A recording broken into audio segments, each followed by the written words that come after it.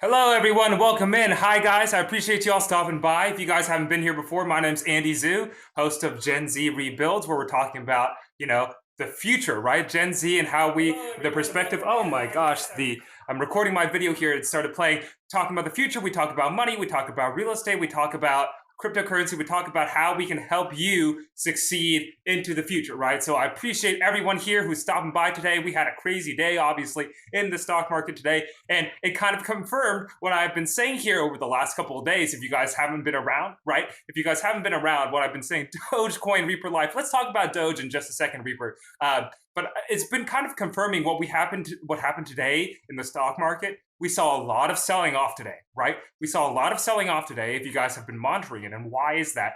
This is always what I like to start out with at the top of every stream is trying to figure out what's going on. The reason why is because, as I've been saying over the past couple of days, we've been trading kind of sideways in the stock market, right? We've been trading kind of up and down and up and down and up and down. And yesterday I made a prediction a couple days ago that I said when Federal Reserve Chair Jerome Powell, right? Federal Reserve Chair Jerome Powell would be making his press conference talking about how the Federal Reserve Bank views interest rates and whether or not they're going to raise interest rates, right? I made a prediction that it would not make the market happy. And actually, for half of a day, I was wrong, right? Because he made that prediction yesterday. And for some reason, stocks were flat or even went up right after his prediction. But for some reason, everyone went home last night. They had too many drinks. They were having a party. All the guys on Wall Street and all the stockbrokers are like, yes, everything's going to be great. They woke up this morning. Azrael says, hey, amigo. Hey, nice to see you, Azrael. They woke up this morning and they said, oh my gosh, party's over. I'm hungover. Time to sell off everything. And that's what happened to the stock market today because, as we saw, the 10-year Treasury bond rose. 10-year Treasury bond rose to as high as it's been for years to over 1.7%. That's kind of crazy. That's kind of crazy, right? Because essentially it came to be what I had predicted before, that people would not be very happy of what the Federal Reserve Chair said because there's nothing that he could say because people are saying the economy is going to heat up. We're going to open back up again. We're going to get these vaccines in the arms of people. People are going to go out. They're going to spend their money. They're getting the stimulus checks. They're getting unemployment benefits. They're getting all these things. Jobs are coming back. All this money is coming out. And we're all of a sudden going to have huge amounts of inflation. And then interest rates are going to rise and the world is over, right? So that's why stocks have been selling off. And it took an extra day for it to happen, right? It took an extra day for it to happen. And but it did. And I predict for you guys that you're going to see this continue to rise over the next couple of months. I don't think it's going to be spiking as much as it has been with 0.1% a day. 0.1% a day, pull back, and then another 0.1%. That's a lot. In historical context, that's a lot. Right? Carl Smith says, hi, hello. And I've seen some of your guys' other comments. I'm trying to get back to them in a second. But that's a lot historically. I think we're going to continue to see it rise over the next couple of months where we have a day of trading where the bond yields jump and then people resettle, they start to buy in again. Then bond yields jump and then people resettle and they sell off and they're going to buy in again. I think it's going to be happening in this sort of stepwise pattern for the next few months. This is what I would predict because I think Willie has said it in here in the chat. He said that we know it's going to 2% on the 10-year Treasury yield. It's absolutely going to 2%. At some point, it's definitely getting there. The only question is when. The question is how long is it going to take to get there, right? So that's what we're looking at into the future. And I do feel good to be slightly validated on what I was predicting. It just took an extra day for it to happen. And I'm not sure exactly why, but they woke up and the stockbrokers were not very happy. Red Challenger 1 says, hey dude, great content. Thank you, Red Challenger. Hopefully this is breaking down some stuff and making it helpful for you. All right, Reaper Life 525, you asked me about Dogecoin, right? So let's talk quickly about Dogecoin. For those of you who are Dogecoin stans out there in the chat, what is Dogecoin, right? And for those of you who are very experienced with cryptocurrency, you already know what Dogecoin is, right? Dogecoin is that meme coin being pumped by people like Elon Musk, and Mark Cuban is big into Dogecoin, and they like the meme value aspect of it, right? Dogecoin, as you guys have to understand, and as we're understanding for everything, Mountain Man 2099 says the markets were red, but AMC was green to the moon, Mountain Man. I'm glad for you, my friend. I know you've got some Mountain from AMC shares, but for the old Doge, for the old Doge holders out there, right? The hodlers out there, shall we say, those Doge hodlers, right? They believe in the community value of everything. Sammy Smith says, can oil stay down with everyone going? Let me talk about that. Let me talk about oil in just a second, Sammy. But I do want to answer this question real quick about Doge. So why are people buying in? Why can you make money off of it? Those are the real questions, right?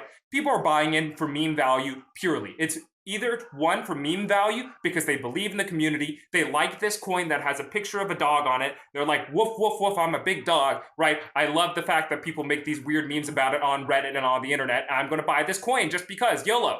And that's literally as much analysis as there is going into it. And the second part of that analysis is that there is obviously a lot of people who are trying to speculate and make money in Dogecoin, right? They see all these other people sending this thing going up and down all the time, and they're like, can I make money in it too? I want to buy money and make money in it too. So my recommendation for people who don't believe in the community of Dogecoin, who don't believe in that value of like making all the memes, and they don't understand how Doge could possibly become monetized. They don't understand how Doge can be used as a currency into the future of these communities. Then I would very strongly recommend you staying away from it, because you're probably going to get burned if you're only trying to do it based off momentum. Because you may be on the losing end of a swing trade on Dogecoin, and Doge has been going up and down a lot, right? Where some people had it at 8 cents, right, and then it bottomed out at like 4 cents, and then it's been trading around 5 cents. It's like if you bought it at 8, you're down a lot of money, and I don't want that to be happening to you. So if you're in it just for momentum, I would say stay away from it. But if you really read about it, research about it, you like the community, you buy into the community, buy in for the community value, that's very, very different for buying in to speculate and make money. Joined at the perfect time. Woof, woof, I'm a big dog. LMA, good evening. Andy called the doctor. Yeah, I'm a big dog, right? That's what we're trying to do. We're talking about Dogecoin. But anyway, NYSOB talked about how they say Bitcoin isn't backed by anything because it's a blockchain. You think it's a white lie that it's backed by the US dollar because it consistently rises, the US dollar does. You're publishing a paper about this week. That's very interesting, NYSOP. I'd be interested to see your theory on that as the US dollar rises, that Bitcoin actually also rises. Because I would have thought that as the dollar fell, Bitcoin would rise, because as the dollar fell, there would indicate less demand, and there would be indicating more demand for other, quote unquote alternative currencies. So I would be interested in learning about other stuff. And T-Bar-N says definitely other coins and better in long term.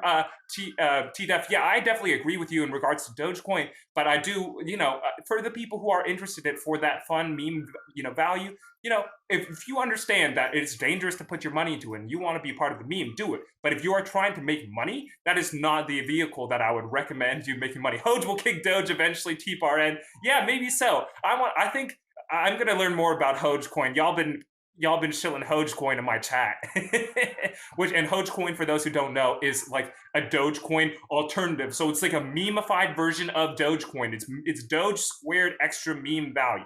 Howdy from Texas here for knowledge, Caltex Tech. I appreciate you, my friend. Hopefully staying warm, right? Warmer than the last couple of times that you all have been in here. So Sammy Smith talked about, can oil stay down with everything going? Actually, Sammy Smith, I'm curious what you mean by oil staying down. Oil has been going up a lot lately, right? I think oil's been going up a lot lately, and that's what we've actually been seeing. Papacito, hi to me, Ruby Maleficent. Hola mi amor, ¿cómo está? The oil market has been up a lot more lately, right? And we've seen it for a couple of reasons. One, because people are thinking that there's going to be higher demand, right? Airlines are going to fly more, cars are going to drive more, factories are going to pump more.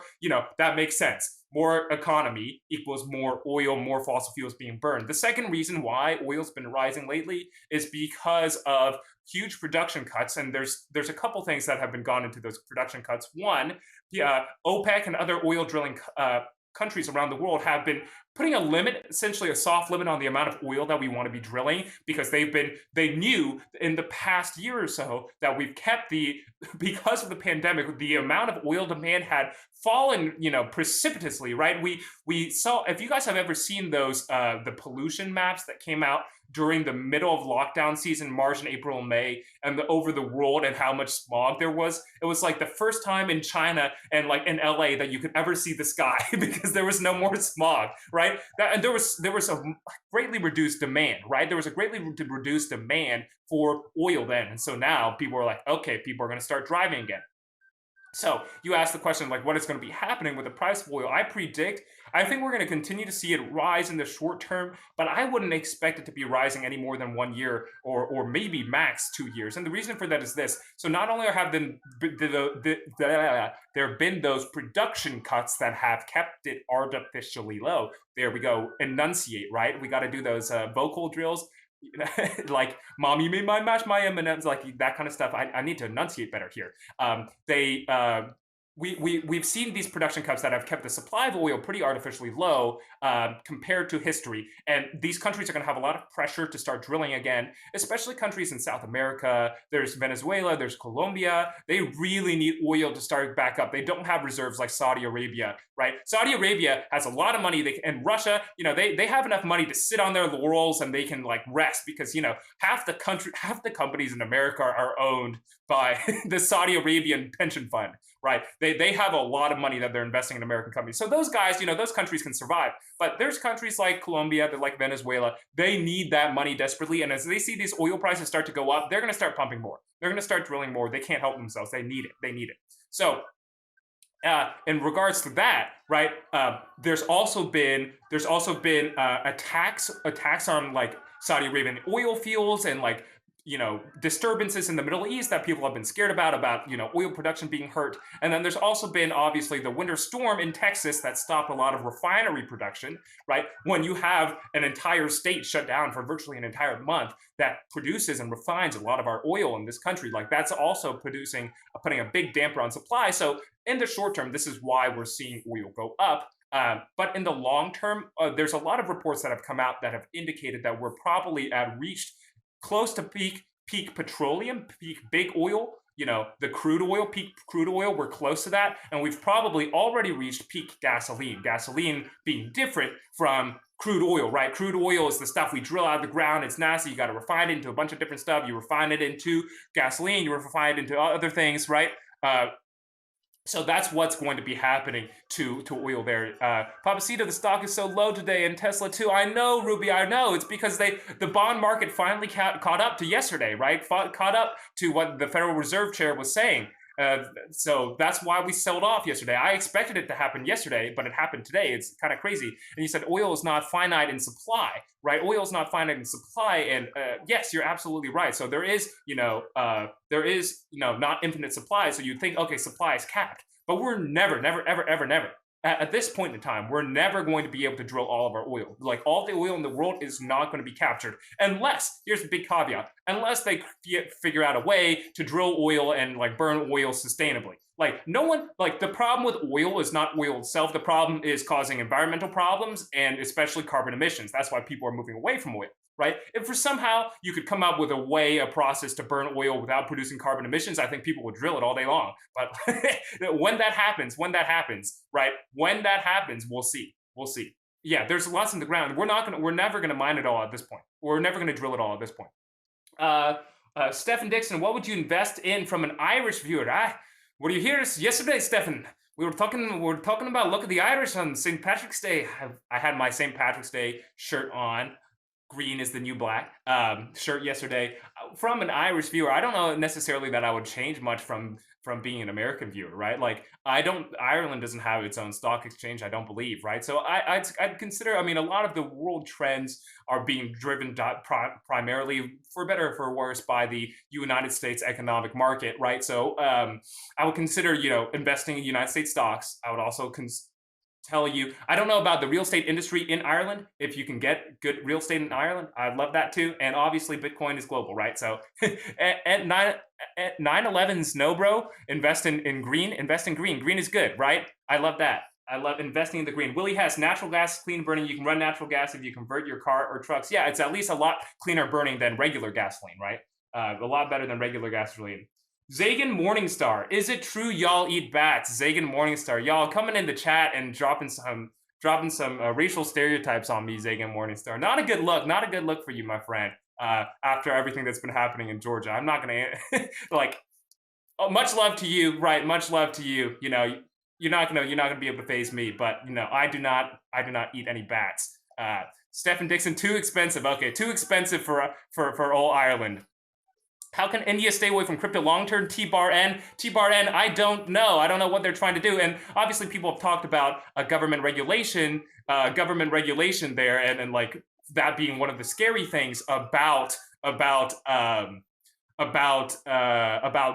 right? About all these cryptocurrencies, is that if the government is going to crack down on you and like hurt you, right? I don't know how they're going to stay away from it. They're going to cripple their investors really in the long run, and we actually heard comments from Jerome Powell today or yesterday talking about how he was actually he said that there is going to be room for a central bank digital currency that's going to exist further into the future.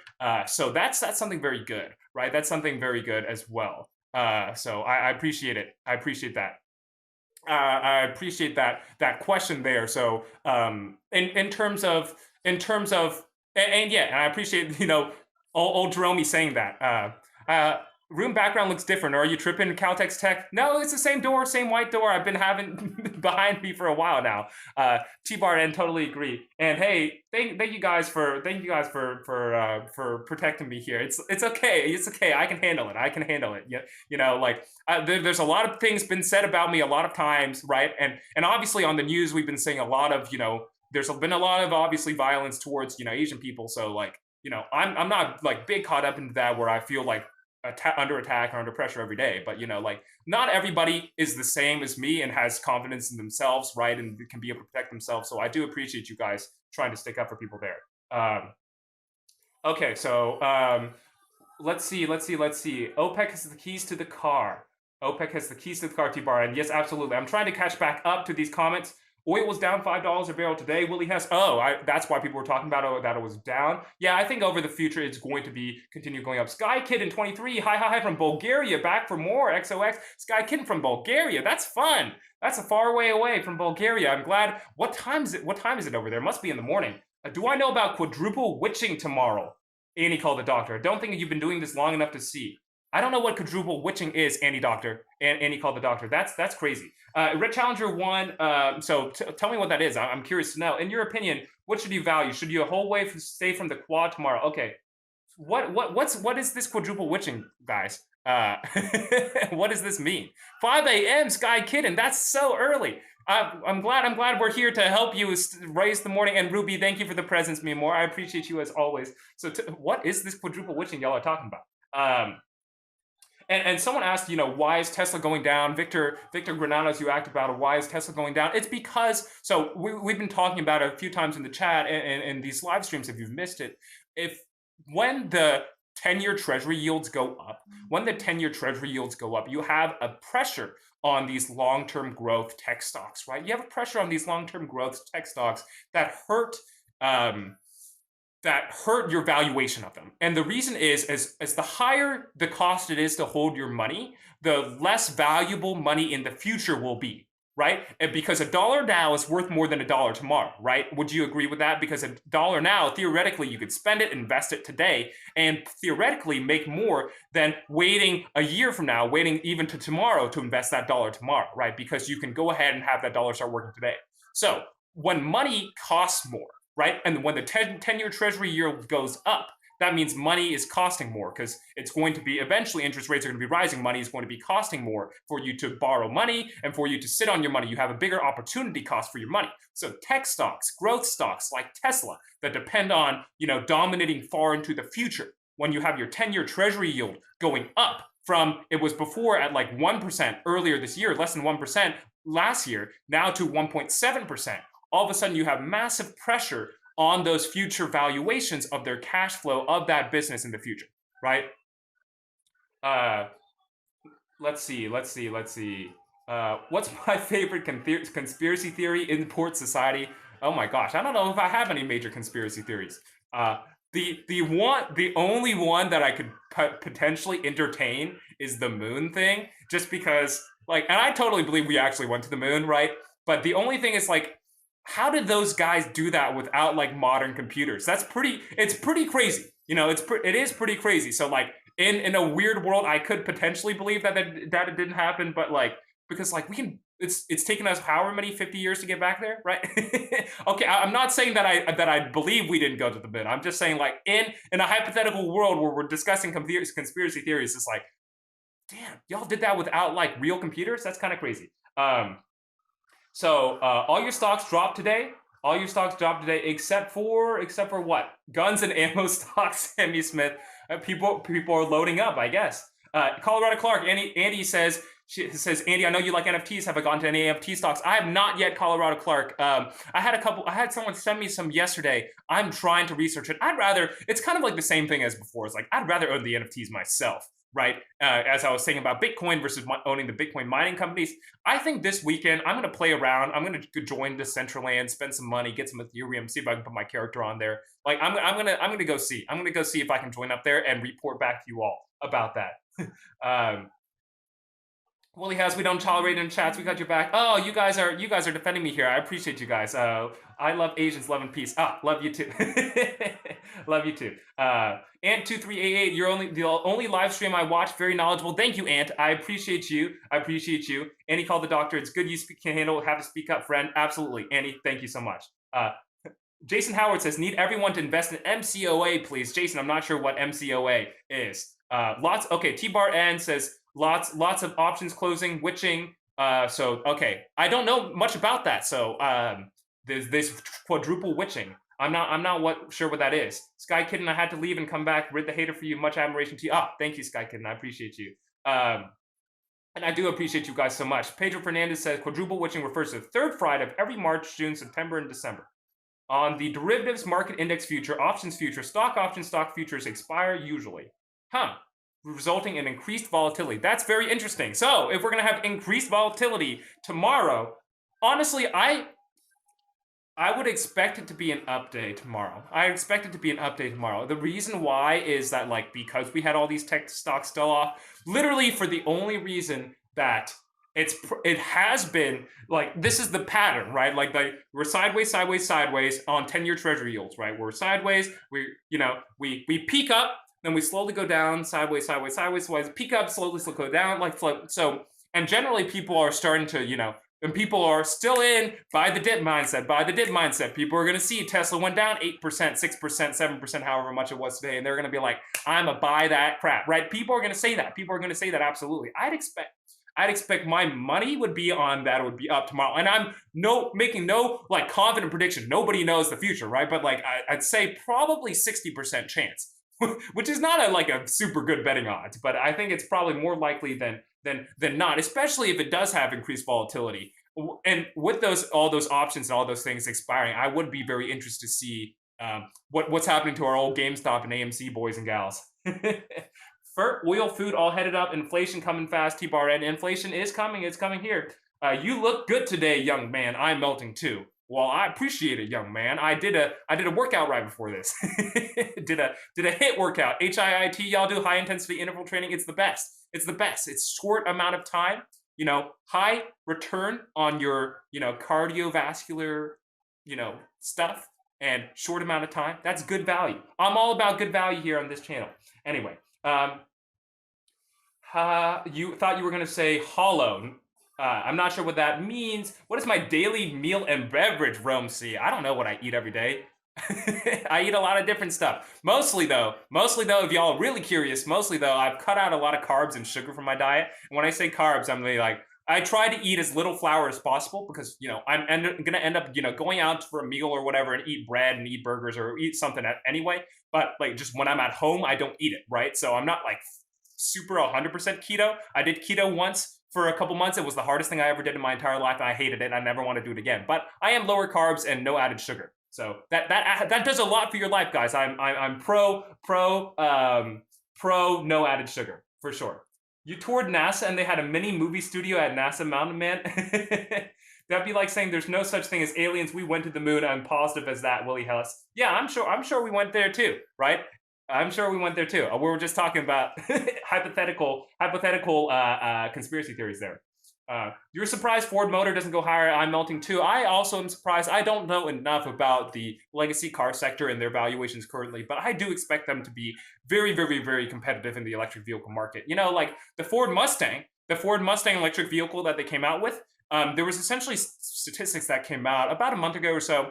They talked about how the Mustang electric vehicle, that SUV Mustang, that's like an electric SUV Mustang, like the weirdest hybrid car ever. when I say hybrid, I don't mean like hybrid with gas, but like fusion of different things. That it took like 5 or 6% of the total sales of the market. It was taken directly percentage away from Tesla's electric vehicle sales. So it's a pretty big deal. Like that car is going to be going to be doing well. And when these electric trucks come online too, like I'm ready for them. Someone's calling for a large short squeeze tomorrow to target the house. Yeah, there we go. That's what I would anticipate would be happening. Defend you, brother, anytime, hermano. Thank you, Caltex Tech. I appreciate you, my friend. My question. Did I answer the Irish person? What to invest $2,000 in?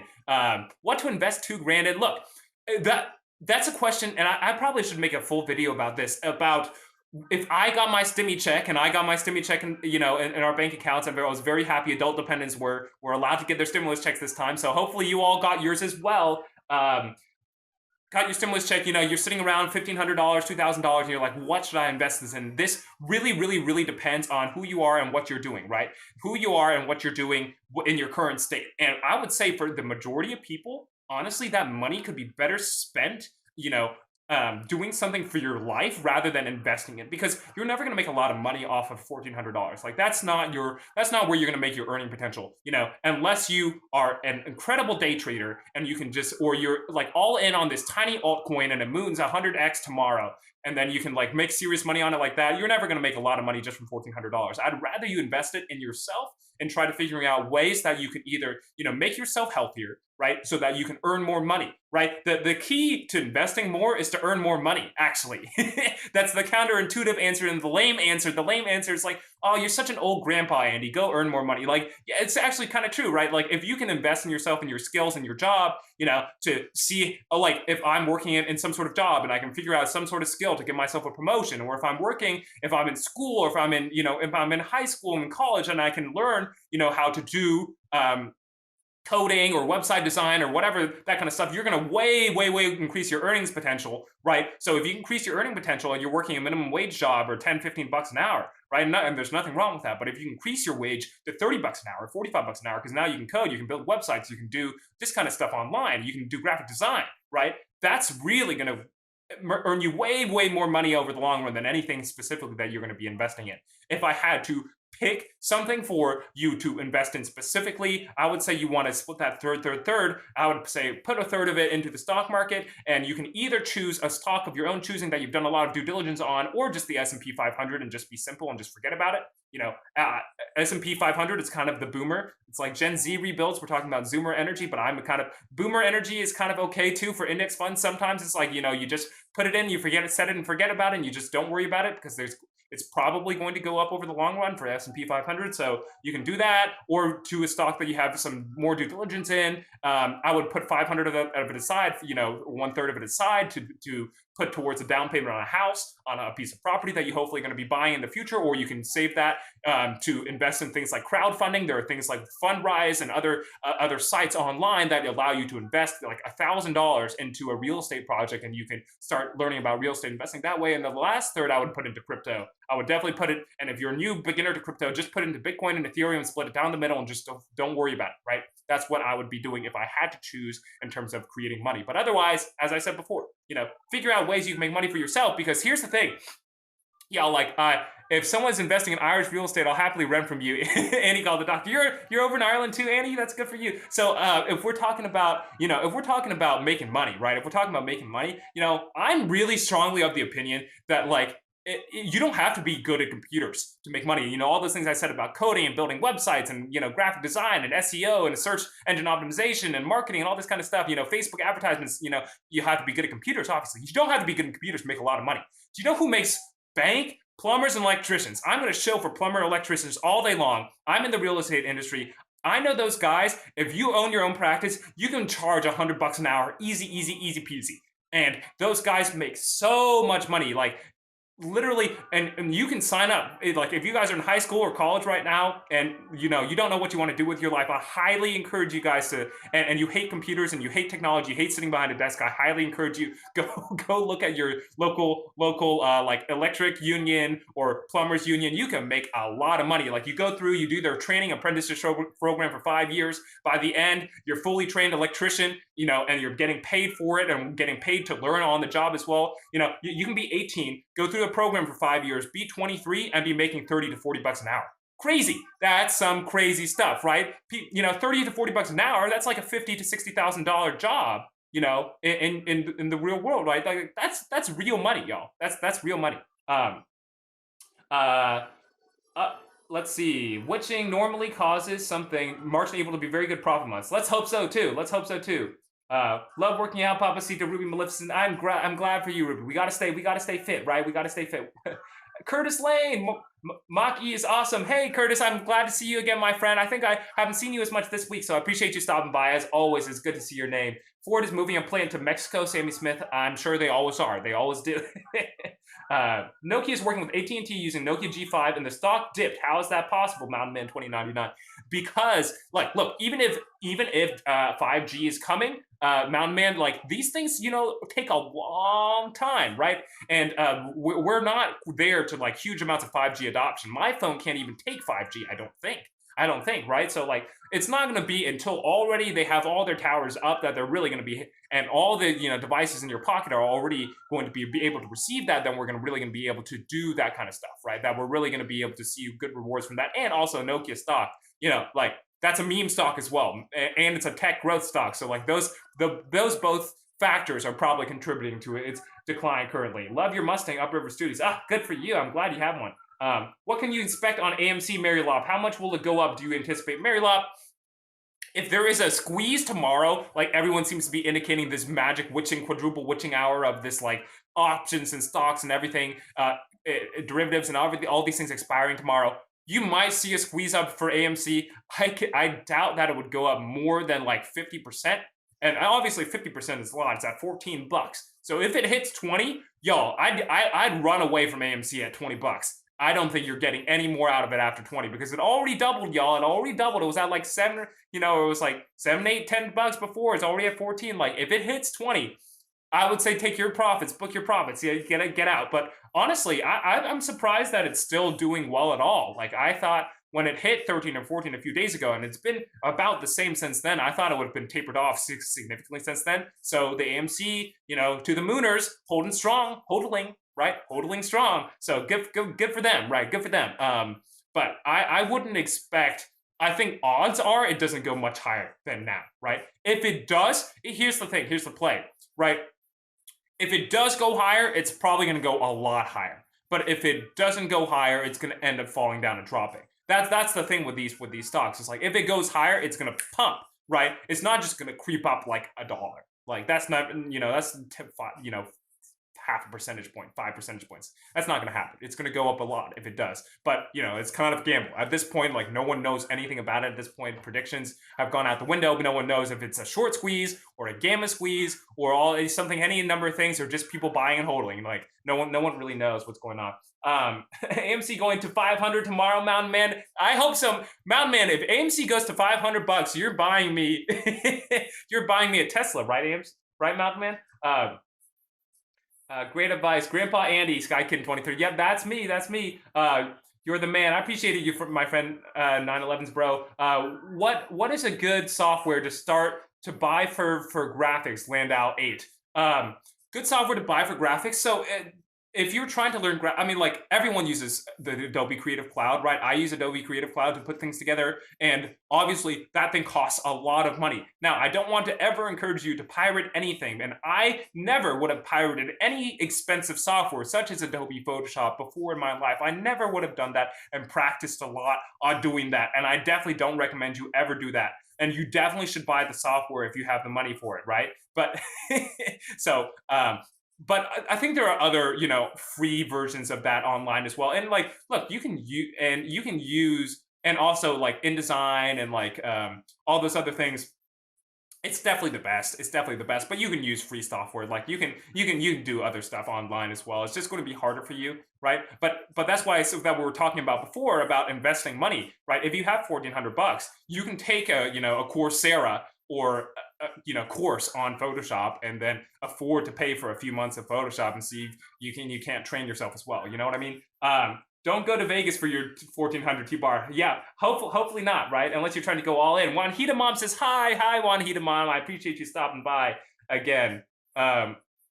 New equipment up for the band, Upriver Studios. Go get it for your band, right? That's gonna make your life better, right? If your life is better, you can make more money too. It's like, those are the things we have to think about too. It's like, if your life is better, you're gonna be happier, right? Anyway, you're gonna buy a pound of dank and flip it and fix your credit. Lando 8. No, you are not getting support from me officially, but do what you got to do. Dennis Risponi says, Andy. Hello, Dennis Risponi. Nice to see you here, my friend. I appreciate you stopping by as always. Want to travel this summer if you get the vaccine? Hopefully you do, Mountain Man. I got mine. I'm gonna get my second one in April 13th. April 13th, I believe, is my date. I'm gonna get the second one. Unfortunately, in the Midwest, but it's beautiful there. Annie called the doctor. Okay, that's good. Curtis Lane 12 says, concrete guys, money. Oh, those guys make huge money. Yeah, absolutely. Start tomorrow at 20, 30 bucks. Good for you. Good for you. Let's not forget carpenters and tin betters fighting for one. Yeah, you're absolutely right. 21-year-old union pipe fitter. He is right, says Sammy Smith. You're a 21-year-old union pipe fitter. Good for you, Sammy Smith. Like, you're gonna be making kids are gonna be graduating from college. The kids who went to Vandy with me are gonna be graduating from college with their psychology degree and not know what to do. And I know I have some friends who graduated from Vandy with a psych degree and went to go work in fast food. I'm not saying that's most people.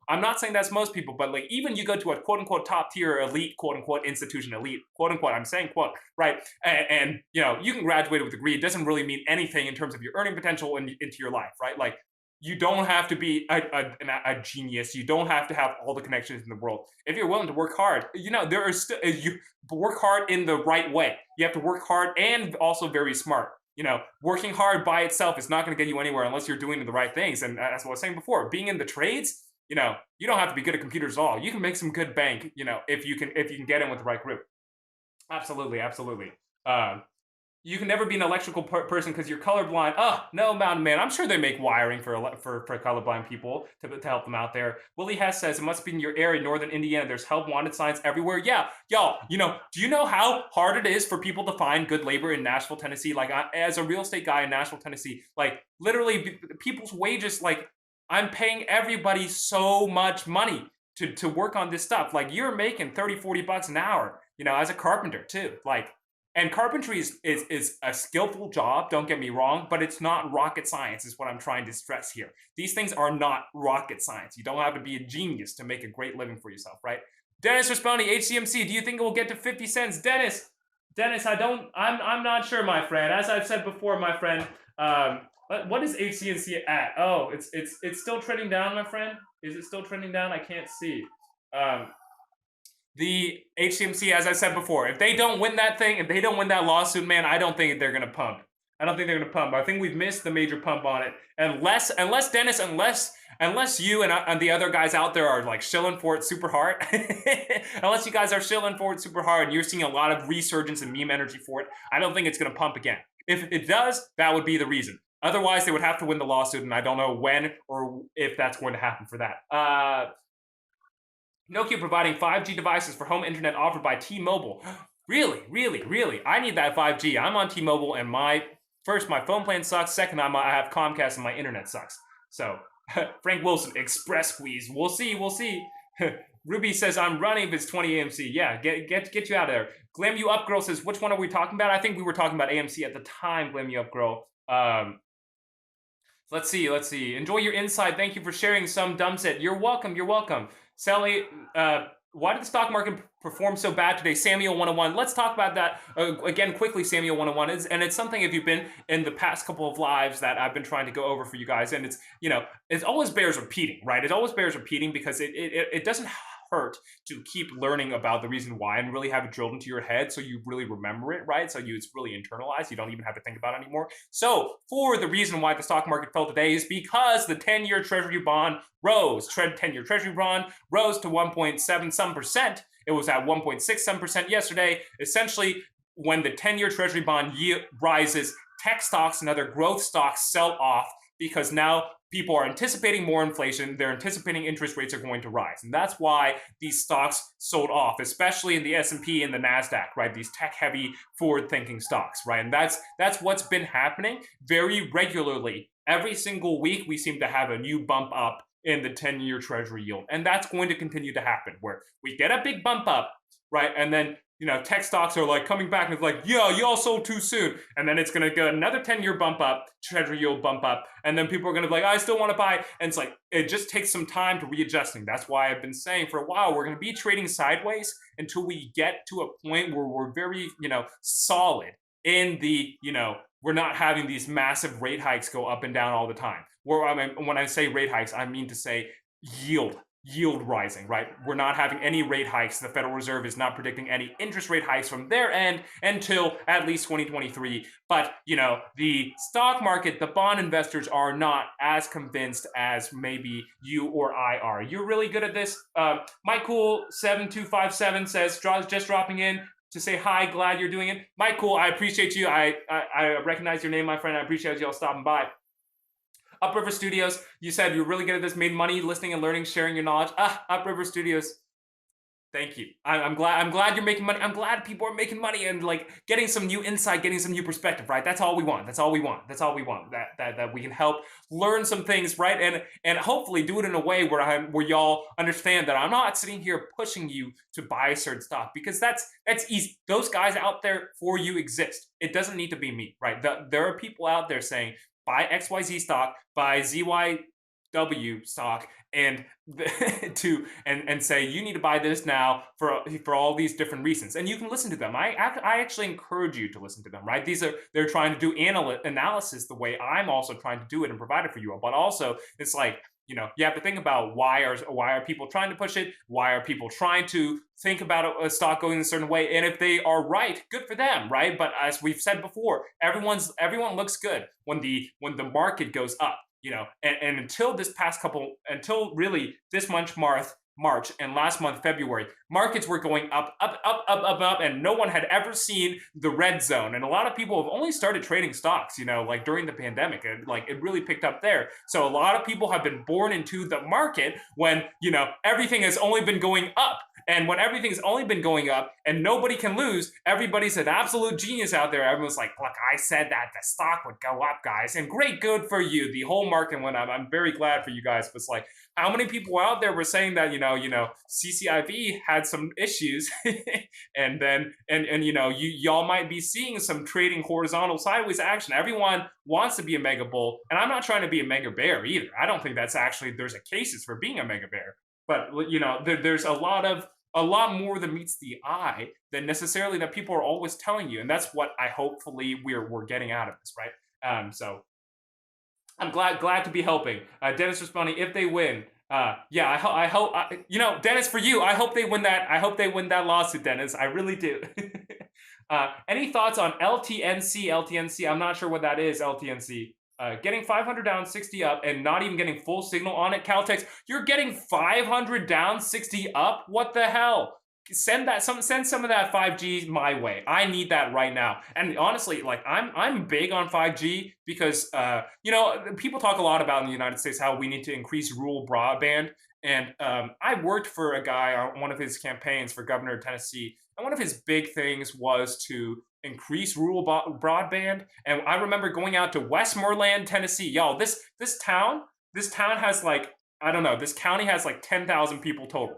They don't have any, they virtually have no internet. And it's like, how can you be part of the world, the modern world? There are people being left behind. And I hate that. I hate when people are being left behind. It's like, I want these guys to be able to have internet so they can, stay in their own community, bring wealth back to their own community, but also participate in the new global economy that maybe is leaving them behind. So I'm big on increasing rural broadband, but if y'all are really getting 5G and 500 megabytes down, 60 megabytes up on over the air, that's going to solve a lot of the issues, the infrastructure issues that we're never going to have to lay down that stuff in the first place. So hopefully that stuff comes and it can help a lot of people. Hopefully that stuff can help a lot of people. AZFL, what do I think, Dennis? I'm not sure about AZFL, but you know me, Dennis. I can never resist you. I can never resist you. I can take a little look into AZFL, right? If I can remember. Amazonas Florestal Ore shares. Whoa, I don't know what this is, but we can look into it for Dennis. Always for you, my friend. Supreme Ruler, you rock. I appreciate you, my friend. Jason Rod, BRB. I will see you in a second, Jason Rod. If you listen to those other analysts, you'd be down about 30%, the same amount that they are down, Willie Hess. we're doing good, right? We're doing okay, right? As I said before, I don't know anything. I don't know anything. I don't know anything, right? The more you understand, and everyone understands that, like the amount of the knowledge that we really understand about the stock market, about the economy, is very very much close to zero, right? But the good thing about that is that since everybody knows close to zero, we only need to be slightly better than the average person to be doing better over the long run. And that's what we're in this for, is over the long run. Short terms, ups and downs, you may be seeing other people be doing better or worse than you, but as long as you got the education to be better than you than other people, maybe for the long run, that's what you're going to be doing. Will Tesla come back up? I don't know. So I can guarantee you Tesla will come back up. That is one thing that I can sit here and say I will guarantee that will come up. I don't know how much, right? I don't know how much, but people, every single time Tesla sells off, like, 5 or 6, 8%, people start buying it again. And over the long run too, if we're talking years from now, I know Tesla's going to be, I don't want to say I know. Tesla could blow up, Elon Musk could die. If Elon Musk dies, if he gets hit by a car, and that's the danger of investing in companies, right? Elon Musk gets hit by a car, Tesla is doomed, right? Because half of the Tesla energy is behind Elon Musk, the meme, the man, the legend, right? So if Elon Musk dies, like, all bets are off for Tesla stock. But over the long run, assuming that Elon Musk doesn't die, right? It's going to go back up. It's going to go back up, and probably you're going to see it up again from right now within the week. Because Tesla is so volatile, especially if everyone's saying what this quadruple witching thing coming tomorrow is going to happen. Yeah, you're going to see it coming back up again. Right, but the question is how sustainable is it? I would Tesla is kind of range bound for now, into this like mid 500s to 700s range, right? It's been kind of stuck here for a while, and I do expect it's going to be continue to stuck here for a little bit until these 10-year treasury yields stop rising, because every time they rise, people are going to sell off again. Every single time. Tesla can go to $20, then you can buy hand over fist, and then you can go to the moon. Willie Hess, if Tesla goes to $20, I'm all in there with you. Let's throw all of our money in there. we can all make a lot of money if Tesla goes to $20. I'm down for it. Rena W6, the young gal who was talked about yesterday, was on today. She's so deep into stocks. Rena W6. I'm gonna go follow her. Maybe we can talk to her. Maybe we can do some sort of collab. That would be fun, right? Gen Z rebuilds. Gen Z, right? Talking about young people. Let me go follow her and see if we can reach out and do some content together. That'd be fun, right? That'd be fun. Hopefully. Neo goes down every week. Mountain Man 2099. Yeah, maybe. I mean, it's because of all the same reasons. Tesla goes down. Tech stocks go down. All these things are going to continue to be going down, right? These are trending together. CenturyLink, when it's working at your house, 900 up and 900 down, but drops to 0 randomly. Yo, that's crazy. I'm very happy when I get 10 up and like 10 down and like half a megabyte up on my internet. That's where we're stuck at. Bro, you live in the woods on Wi-Fi, Jason Rod 6. Yeah, good for you. Good for you, my friend. I'm glad. See, living out there in the middle of nowhere, it's good, right? I'm all for it. But people need the internet. People need the internet in order to be able to participate in the economy, right? So many kinds of Bitcoin thoughts. What do you mean by that, Upriver Studios? You mean different kinds of cryptos in general? Or do you mean like all the wrapped Bitcoins? Like, because there are different things called wrapped Bitcoin, right? And what a wrapped Bitcoin is essentially just means that so a Bitcoin itself is only made to be exchanged through Bitcoin's own blockchain ledger technology, right? That it's made to be exchanged through its own personal blockchain technology. But for a wrapped Bitcoin, what that just means is that it's essentially a wrapped Bitcoin you can be exchanged on other exchanges, or rather on other technologies platforms. So you can have a wrapped Bitcoin that's on Ethereum, and essentially what that means is that it just is pegged to the price of Bitcoin, but it is a Bitcoin for all intents and purposes, but it's on the Ethereum network. And essentially how they manage that is that every time a Bitcoin is deposited into the Ethereum network, a new wrapped Bitcoin is created, and every time it's sold and got rid of, they get rid of one, right? So essentially, you're keeping the same circulation of Bitcoins in supply. You're just being able to trade it and move it around on a different network, right?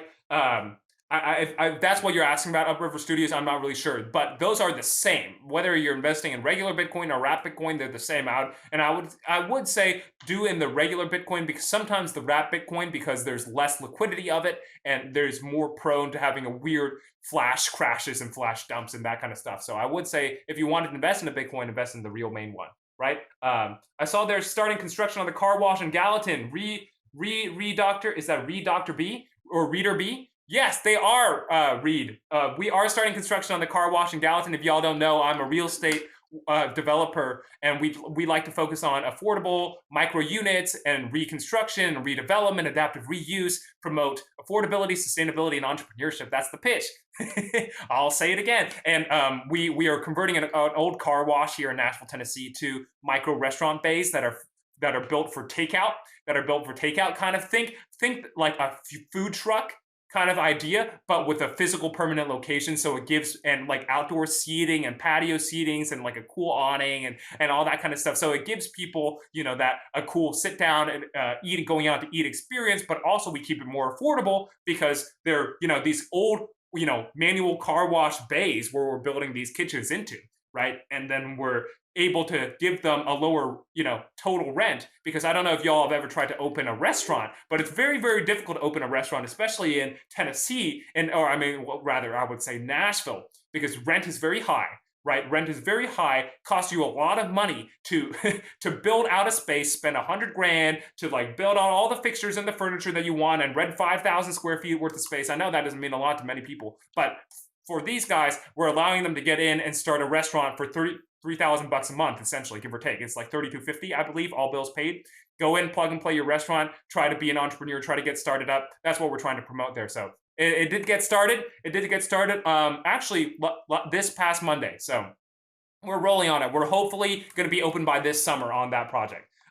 What's the name of the car wash development going to be? Reader B. It's called The Wash. It's called The Wash. But this is our first one, and we're going to try to do a lot more of them. And hopefully be able to like copy, paste, replicate this thing all over, because it's something that we've had a lot of demand for, right? We've seen that a lot of entrepreneurs especially are being priced out of the market. And when you want to provide space and an ability for them to get into the marketplace, be able to start their own businesses, and it really is in alignment with everything that I'm talking to you guys about here as well. When we talk about finance and crypto and real estate and all this kind of stuff, we're talking about it because I want you to empower yourself to be able to control your finances and take control of them so they don't control you, and so that you can, make money and go out and do the things that you want to do in your life. And that's what entrepreneurship is, a great reason and a great way to be able to do that as well. So, I'm all for that. Read RB. There you go. Read RB. Appreciate it. Upriver Studio Shop. Thanks. Made quite money on that too. Didn't quite know what you were doing. Glad you're still making money on Bitcoin though. Upriver Studios. I'm glad. Prosper with Joel. If you wanted to invest in crypto, what 3 to 5 cryptos would I suggest? I would definitely say start with Bitcoin and Ethereum, right? Those are the most safe. You're not going to get as much potential returns. And always caveat when we're talking about investing in cryptocurrency. Read the white paper, read the white paper, read the white paper, read the white paper. If you don't read the white paper, I want you to read the white paper first, right? And understand on the very basic level. You don't have to understand the white paper. I didn't say know the white paper. I didn't say memorize the white paper. I didn't say I'm going to give you a test on the white paper. What the white paper is essentially a research report, or essentially like a reason for existing. It's like a big thesis, like a master's thesis on why Bitcoin exists, why Ethereum exists, why these different coins exist. Go read those. And then say, okay, if I'm trying to invest the top 5 coins that you would invest in, I would say Bitcoin and Ethereum. Those are the safer ones that you want to get a part of and you want to learn and start to understand those. And then for 3, 4, 5, I would say Cardano and Polkadot are pretty good up there as well. Those are kind of Ethereum competitors. I like Stellar Lumens a lot. I don't want to be going out and buy it. I have interest in Stellar Lumens, so take that for what you will. I own Stellar Lumens. I also own Bitcoin and Ethereum, to be fair, as well. But I like those coins a lot, and then there's a lot of other altcoins as well. I like Basic Attention Token. I'm using their browser for Brave. There's a lot of other coins that we've been talking about. We've been talking about Mana for Decentraland. there's a lot of things we're talking about. There's the NFT tokens that for the different NFT platforms. There's Aave, there's Binance Coin, there's crypto. There's so many other coins, right? There's hundreds and hundreds of them, and I don't want you to be feeling overwhelmed by it. So that's why I say start with Bitcoin and Ethereum. Start reading, start learning more about cryptocurrency, and then start branching out into the other ones, because then you start to realize how much technology, how much research, how much stuff you have to do. Jerry Corral says, "Hola, hola, ¿cómo está? ¿Cómo está mi amigo? Jerry, nice to see you, my friend." And start learning about those other cryptocurrencies as well, slowly, right? You don't have to, it's like drinking from a fire hose, which is very difficult to do, believe it or not. That's why they say that expression, right? When you're talking about trying to learn about Bitcoin, about cryptocurrency, about all these other pieces of technology that you can potentially invest in, right? Take it slow, take it easy. Great location, love the concept. Read RB, I appreciate you, my friend. Jason Rod, that's a great idea. Yes, we think so too. And hopefully it's going to be, gives people money, makes them money, makes us money. We're saving an old building. All these things are good things, I believe. It was an abandoned car wash. No one was using it. So hopefully we can turn it into something that's actually going to be contributing to society, right? Yo, Gen Z, Anthony Equiros. How you doing, my friend Anthony? Upriver Studio Shop, restaurant business in 40 years, writing a book. You own a restaurant business too, Upriver Studios? You don't just paint and write a book and just do everything? Wow, you really are killing it. I'm proud of you, my friend. Still waiting for 88 to bounce. 759 AK. You haven't had enough of a bounce for ADA, or you mean dip? I'm trying to buy into Cardano too. I was trying to buy in at $1 until it got listed at Coinbase Pro and then sent that thing up to $1.40. It's fallen since then, obviously. Wish I could pitch my business plan to you, Jason Rod 6. DM me on my Instagram. Why not? Like I don't check my social media as much as I should, and you guys might be surprised by that, by the fact that I get on there and talk to you guys all the time. But it kind of gets overwhelming to me a little bit sometimes, and it gets stressful. So I don't check as much as I should. But if you want to DM me, on my Instagram, and we can try to schedule time to talk. Like I'm happy to talk to people, especially about trying to help people with real estate stuff. Read the white paper. Got it. Upriver Studios. Yeah. James999 says, have I heard of Pi coin mining? Jason Roz says Pi is worthless. Thank you for for going ahead and saying about it, Jason. Yeah, James, I have heard of Pi coin mining. I've had people expose it to me before. I would say for you, for Pi, don't get involved in it. Essentially, what it is, for those who don't know, you can download this app and click a button every day and says, I'm going to get free Pi. I'm going to get free Pi. The thing is, it's like people are saying, oh, it doesn't cost anything but my time to click on here and get free Pi. I don't think it's like necessarily a scam, right? They're not taking your money from you, but they're taking your time. They're taking your life energy. We only have so much time to give. So when you look at Pi, and this is what I was saying before, go read the white paper, right? Go read the white paper about every cryptocurrency. So we're looking at this Pi cryptocurrency. I went there, read their white paper. This white paper, man, was so poorly written. I was like, immediately, this thing has got to be crap. It's just written by like a high school person trying to add a bunch of fluff in order to turn his assignment to meet the word deadline, and it barely discussed what the Pi cryptocurrency was actually meant to be used for. And they mostly tried to say, hey, we're Stanford PhDs, we're Stanford PhDs, we're Stanford PhDs. So it's like, yes, very good, you're very smart, I'm glad for you, but that doesn't mean that this coin that I'm spending my time, life, money, and energy on, not money, but life energy on, is going to be worth anything. I would just say, it's like, if you want to spend your time doing that, opening an app, clicking a button, saying, I have 10 more Pi today. Like, good for you. Like, I'm not going to tell you what to do with your life, right? But me personally, right, I don't think that thing is going anywhere. And the odds of it going anywhere are pretty small, I think. And so if the odds of it going anywhere are pretty small, your time is probably better spent doing something else. Hello from California, Alice Don 15. Hello, my friend. Is that what it's called? The white paper, Jason Rod 6? Yes, it's called the white paper. That they publish a research report essentially explaining why every single cryptocurrency exists. It's like their business plan, Jason Rod. It's like their business plan, essentially, of saying why we think our technology is good, why we think that it's going to have massive adoption, what we think the problem in the world that we're solving. And that's what all these cryptocurrencies are trying to do. Remember, you can value them. That's why it's not just like a regular old asset, like a gold, like an oil, or like maybe oil is different, but let's say gold, right? Like gold, okay, gold can be used in like nano chips and all that kind of stuff. But apart from that, it's mostly used just as an asset to store value, right? for other coins, right? For other cryptocurrencies, they're actually trying to solve a problem, right? They're trying to connect border payments, cross-border payments like Ripple or Stellar Lumens.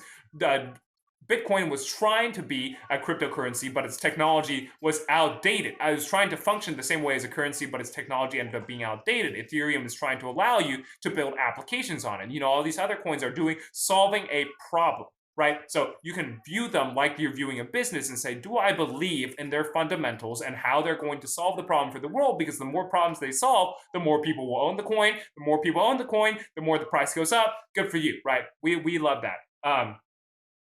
Muy bien, muy bien. Good for you, Jerry Corral. I'm glad you're doing well, my friend.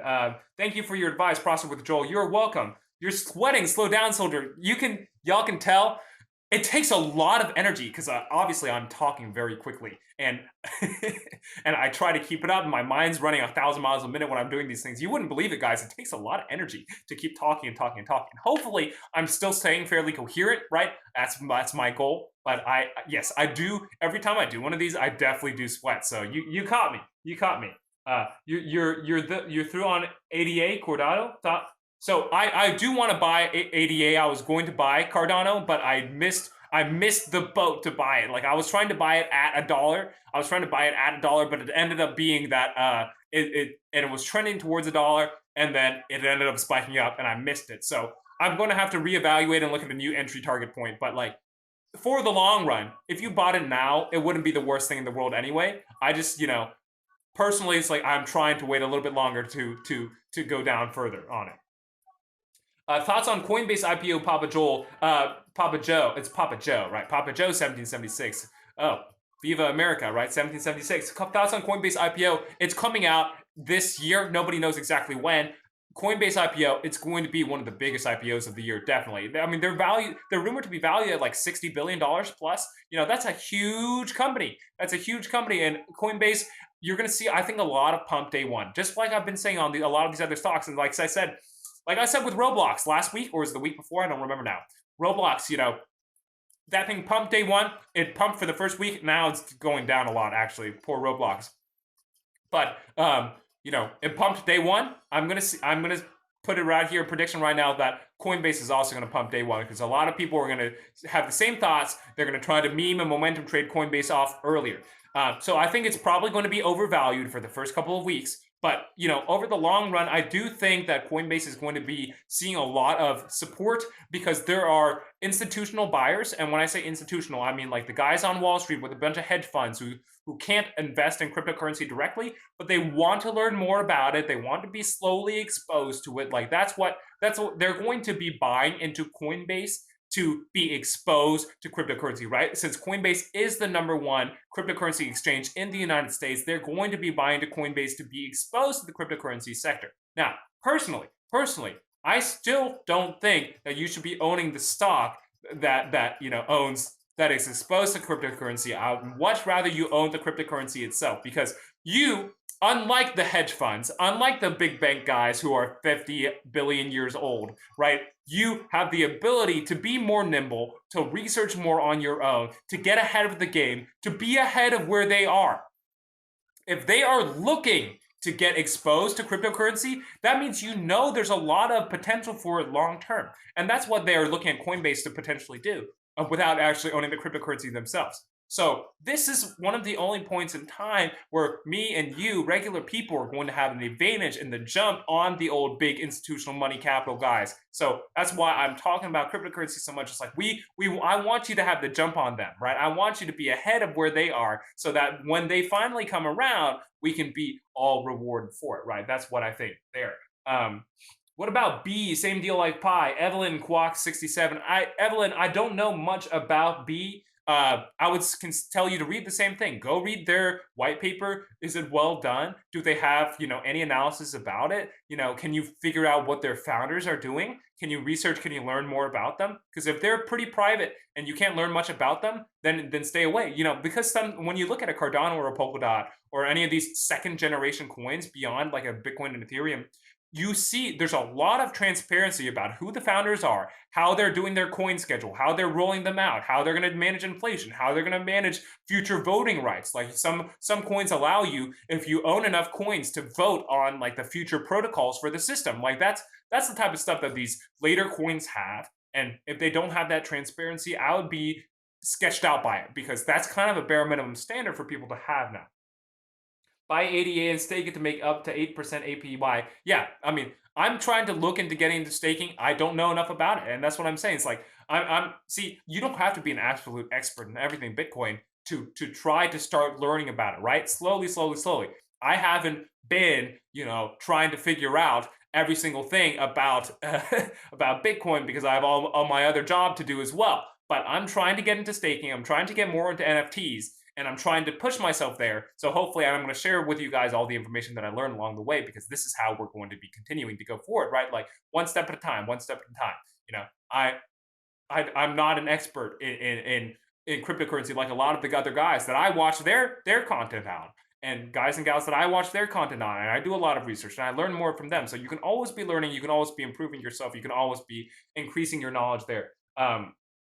Hey, World Peace 778. Hello, nice to see you, my friend. I appreciate you coming out. Jason, what thoughts on Starlink when it comes public? Buy it when it does. I am not very familiar with Starlink. Actually, Jason Rod, I don't know much about it. Willie Hess, did I see that ADA was up to almost $1.50, now down to $1.23? Yeah, I think you're seeing a massive pullback, and I wish I had the audio from my video for yesterday. I literally recorded it yesterday, and I went to go look at the recording, and then I did the thing again where I didn't record the audio. So I just have a video of me talking to myself blankly to a camera for an hour and 50 minutes. So that was very sad, but I don't remember if it was yesterday or the day before, but I was saying that I would expect that we would see another pump when it went actually live on Coinbase, but they were going to buy the rumor and sell the news, and then when it actually went live, we would have a pump, and then it would fall again. So validation, right? This cycle happens over and over again. This emotional period and how people tend to view these meme and momentum energies tend to happen again and again. The question is, to what degree can they run? And that's the thing that I don't know. But generally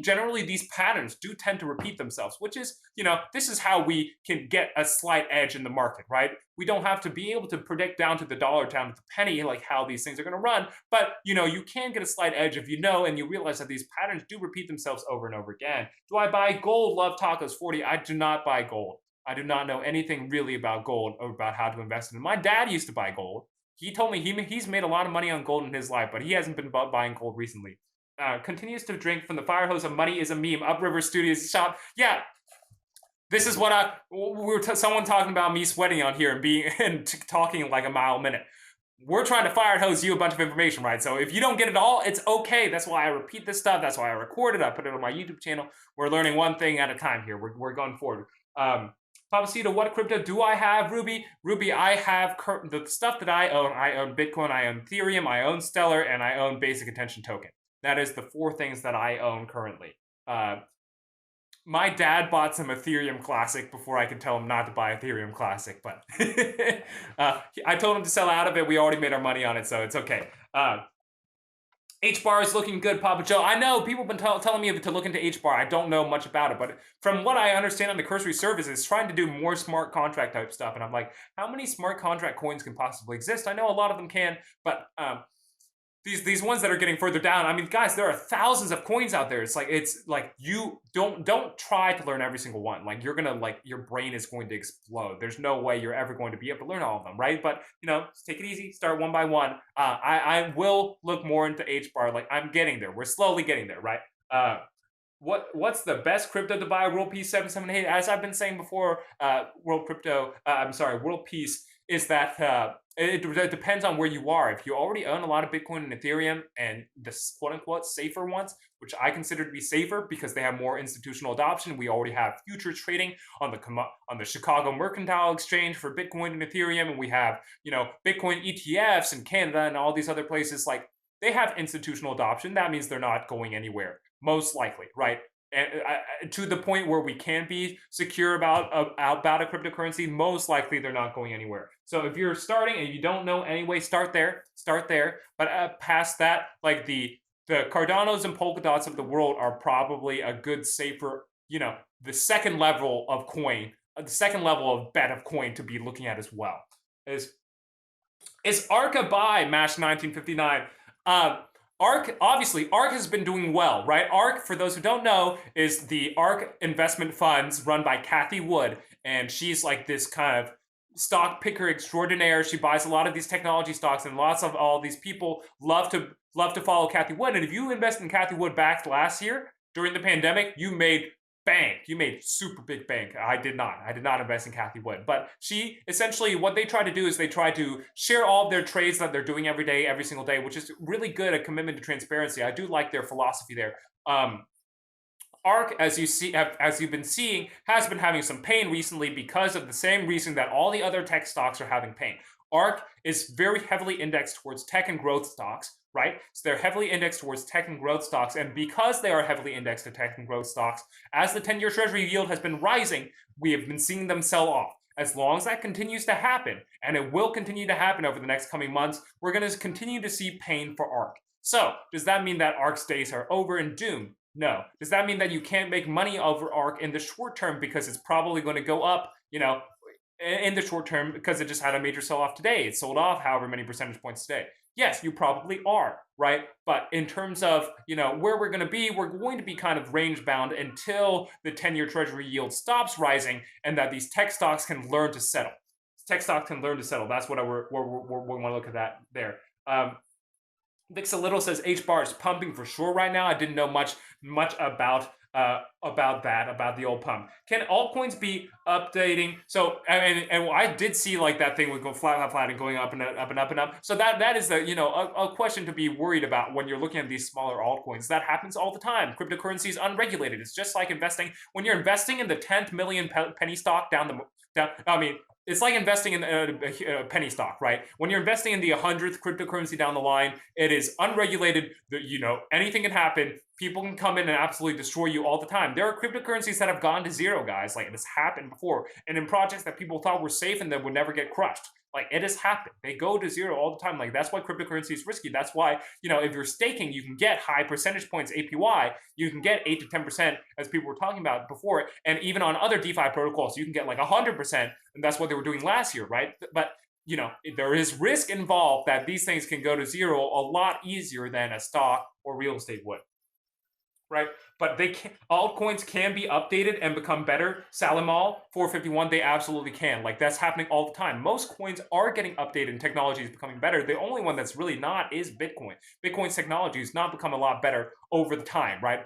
Bitcoin's technology is pretty stagnant. But even Ethereum is getting its technology updated. They're trying to get their Ethereum technology to Ethereum 2.0, which is essentially trying to update their system from a proof of work system to a proof of stake system. In as many words, it means they're going to be faster, right? And they're trying to do all these things in the meantime, and I was learning about them. They're called like roll-ups and all these kind of things and whatever, some side chains and all these kind of stuff. Complicated stuff. I don't really understand every single part of it, but their technology is improving because at the end of the day, cryptocurrencies are code. And so unlike other things in the world, unlike other assets, you can change them on the fly. You can update them. You can make their technology and their code better all the time. So that definitely happens all the time. You stake on Yoroi Wallet, Evelyn Quack 67, Sleeping Giant, H-bar is awesome, Sleeping Giant. Okay, Yoroi Wallet, I'm not very familiar with that. Hi, HM Jordan. Hi, hello, hugs to you as well, my friend. You're in ARK and doing very well, Papa Joe 1776. Yeah, like over time, you've done pretty well in ARK over the long run. So, but I'm just saying for right now, right, like I wouldn't expect to be seeing massive gains in ARK for the current like short, medium-term time frame. Once these rates settle down, I do think people are going to start piling into ARK again because people love Cathie Wood. She's a memer at this point. People love her. Wall Street Bets loves her. So people will follow their leaders to the end of the end of the harbor, right? They're going to jump off and swim. And if they say jump, they say how high. People are going to do it, right? And good for her stock and good for you if you're invested, right? It's okay to be going in this meme momentum energy. Sometimes I don't know if people think that I'm like anti memes. Like I say, money is a meme.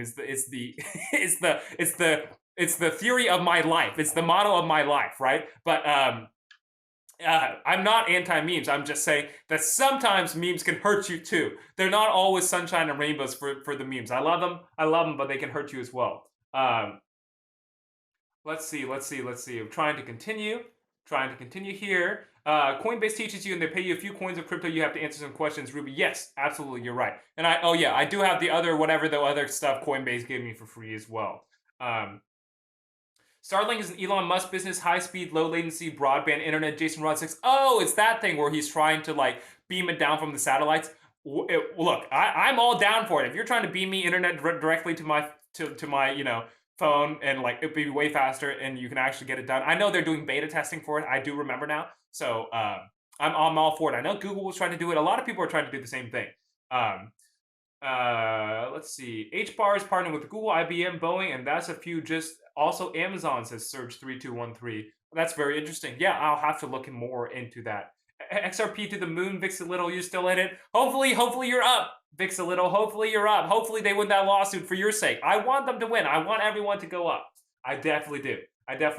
Your HBAR has gone up 300% already. Good for you, Evelyn Kwok. I'm so glad to see there. Users can expect to see data speeds vary from 50 megabytes to 150, latency for 20 to 40 milliseconds. From Jason Rod on the Starlink stuff. That's very cool. Hopefully it comes. I want faster internet from the sky. That sounds good. Explain to them an easier way to understand, not the majority, but the minority. Operator God. What do you mean? What do you mean, Operator God? Who am I explaining to, and what am I explaining about? I'm trying to catch up on these comments, and sometimes they don't always sync up to what I was actually saying. What I'm actually saying currently. James asked about Doge. Did I not answer your question about Doge earlier, James? Did you not ask me earlier today? Someone asked me about Doge earlier today. No, that was Reaper Life. James. Talking about Doge, it's like, okay, what is our old Doge, my boy, at today? I am curious, and I will say this quickly. Just so that we don't have to spend too much time on it. I need to make a video on it on my channel and just say everybody go to the channel about it.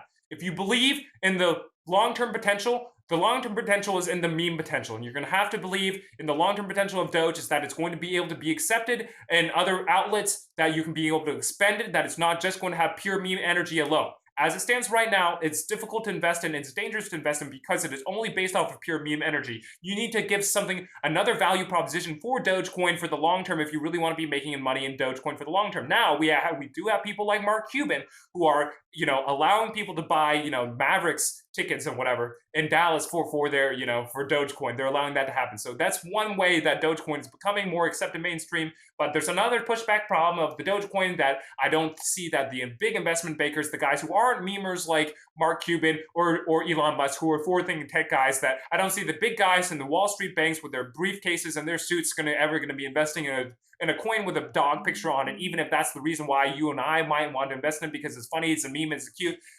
I don't see them doing it there, right? I said I would try to be talking about it quickly. You can make money in Dogecoin in the short term if you're on the momentum play, but obviously it's very dangerous and it goes up and down a lot. There you go. How about that, y'all? That was a speed run or what? 50? It's at 5. It's at 5.7 cents right now, Dogecoin. It has been obviously trading kind of a floor of at 5 cents. I'd expect it to go back to 5 cents. I think that's where people are defending it really, really heavily. And with that being said, if people are defending a floor on a coin, you don't have to believe it in for a long term. If you want to do short term trading, you can get in at 5 cents and believe that it's going to go up because volatility of all the cryptocurrencies is going to go up and down all the time. You can do it. You can do it absolutely. But what I always encourage people to do, if you want to do that kind of trading in cryptocurrency, which you absolutely can do it in one that you can hold for the short term. Hold for the long term. Because I bought Stellar Lumens, for full transparency. I bought Stellar Lumens at a good discount to where it was at 46 cents because it had been trading at 50 plus and was at 60 at one point at its peak. And I bought it at 46 cents thinking I was doing good. It rode up to about 51 cents or so, and I was going to sell it out, but I'm like, what if it rides more? What if it retests 60 cents? Got greedy because I was trying to test doing a short-term play, and then I got greedy, and then Bitcoin crashed. That was about a month ago. And then if Bitcoin went to 40 and then Stellar Lumens fell out the bottom and has never recovered back to the same price again.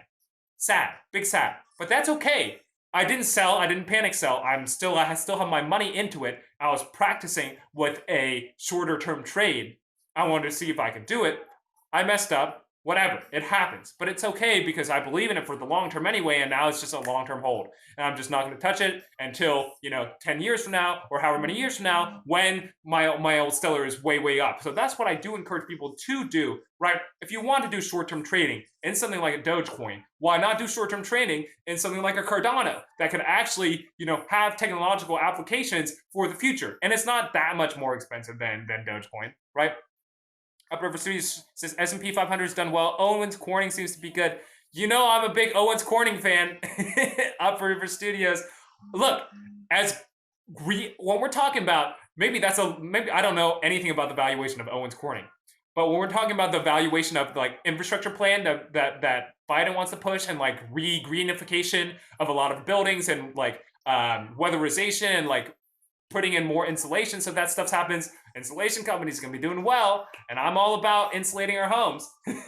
So I don't know anything about the valuation of the company, but they probably are going to be doing well. People want the pink fluffy stuff. People love that stuff. Let's see. I'm trying to continue and catch up here. Let's see. She's a Warren Buffett, says Willie has. You love old Kathy. Yes, we do. We love Kathy. She's the best, huh? She's the only reason you want to invest in. He called the doctor. Yeah, she's doing great. She's doing a good job educating people and making it more, making it better, understandable for people. So I do love what she's doing. I do absolutely love what she's doing. You still do your own research before buying anything. You want to know what the company does too. Good for you, Willie Hess.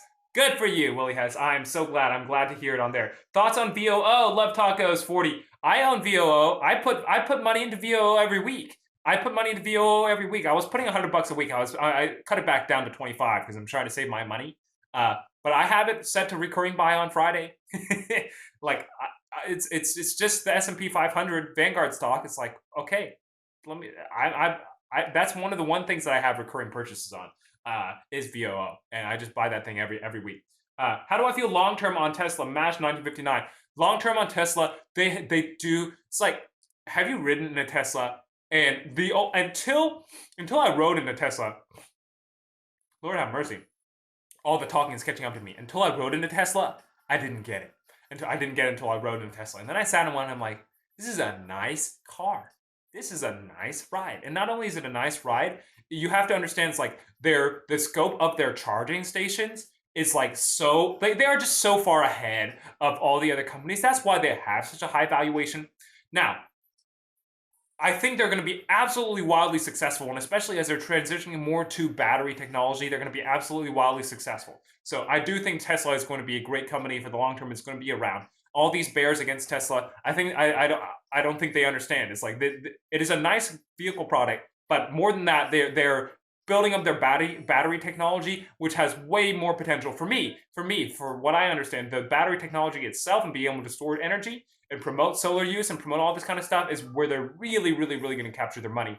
And cars is just a cool, sexy way to get people to invest money into their overall. Ultimately, they're a battery company, to me, right? Because that's what that's what a car, the cars run on. It runs on a big battery. So I do believe in them for the long term. Now, in terms of the short term here, is like, I think we're going to be seeing a cap, obviously, on Tesla stocks, just like all these other big growth life tech stocks. So that's what we're going to be seeing in the kind of short to medium term here, right?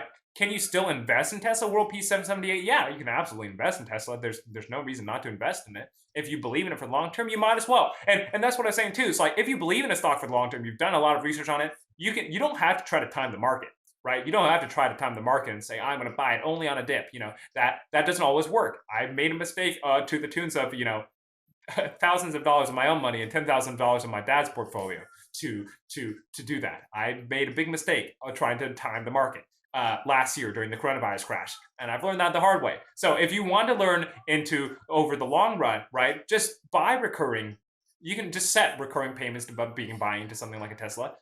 Like that's called dollar cost averaging. When the price is high, you buy less shares. When the price is low, you buy more shares. Because if you say, I'm buying $100 of it every single week, no matter what, when the price is high, and it only works if you do fractional shares on a brokerage that does fractional shares. But if you're doing $100 every week and you buy, and you buy more when the price is when the price is lower and you buy less when the price is higher. So overall, you're going to be getting a better deal over the long run anyway. Like dollar cost averaging is not something quote unquote sexy, but it's just using and relying on time to hopefully buy out, and then over time you're going to be getting a better average price on your shares, and that's a way to do it too. What are my thoughts on Matic, Alex Rubinoff? I heard some things about Matic. I don't know a lot about Alex Rubinoff. So again, it's like with HBAR, like a couple of these other coins, I haven't yet gotten a lot of research and time to look into them yet. You got Doge for 5 cents. You're up. You bought 1,000 shares for $50. Good for you, Willie House. I'm glad you made some. Glad you made some good money. Annie Call the Doctor says Doge is going to be what your children will inherit because it will never go back to what you paid.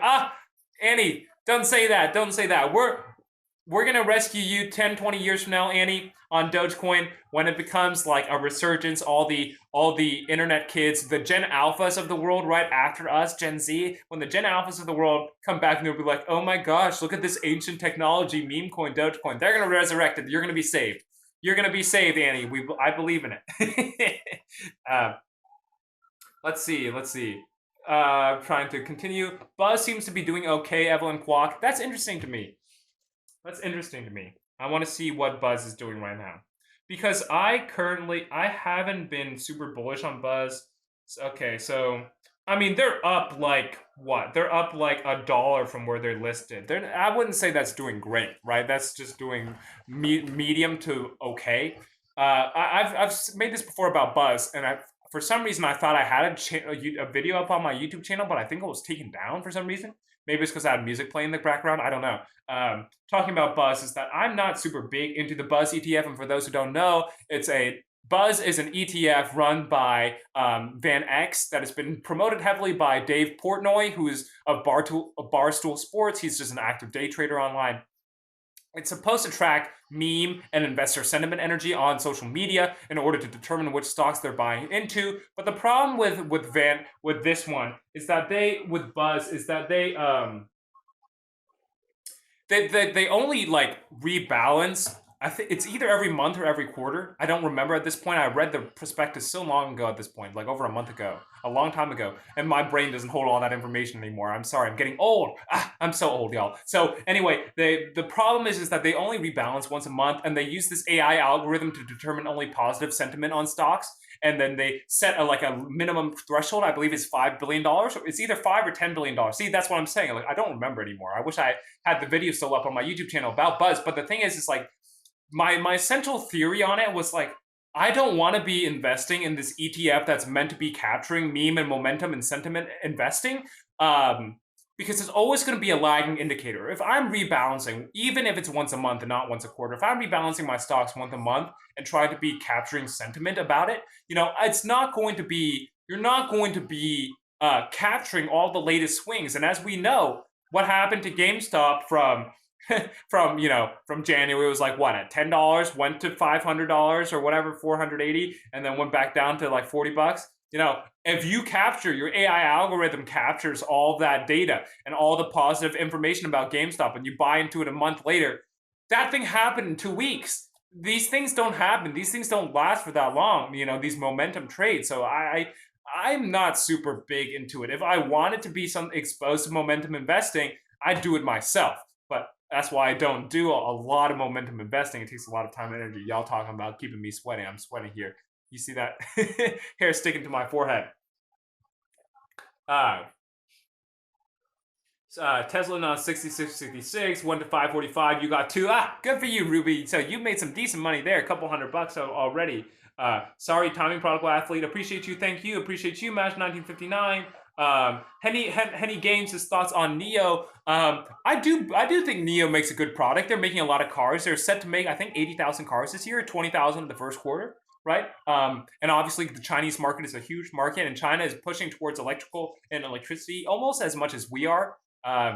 So they obviously have a lot more people in China to sell to than the United States. The only thing I would say about NIO is that obviously it's dangerous because it is a Chinese company. And if you guys were seeing and reading today, there were a lot of trade tensions between China and the United States. Again, and this is what I've been saying too over time. It's like, look,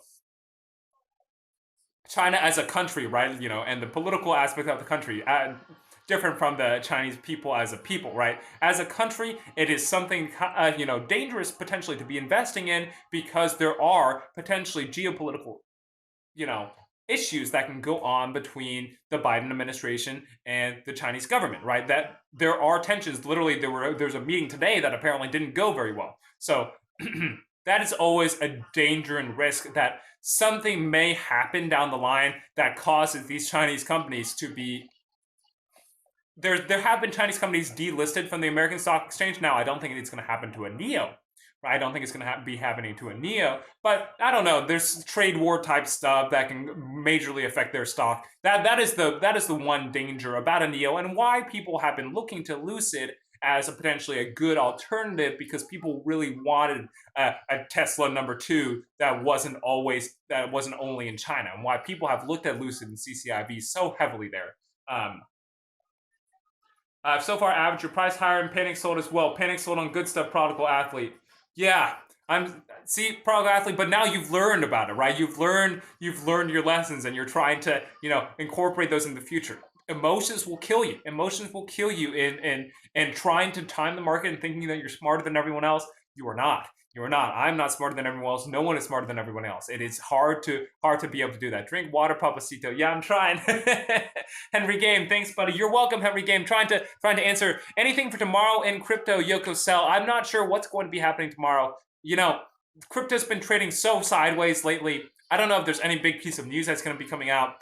What was it? One of my friends in here was telling about the Crypto Panic app. I haven't downloaded it yet, but apparently it's a good news aggregator site for crypto news. I don't want to promote it, but because I don't know about it enough, but allegedly that's one of the good sites to look at for that. So I don't know what's going to happen tomorrow, but likely we're going to see if my prediction is that tech stocks are going to have a mild resurgence tomorrow, since there's going to be a lot of volatility. People are talking about this for whatever was called Death Cross or whatever it was. They were saying that's going to happen, the witching hour or something, with the derivatives and all the calls on options expiring.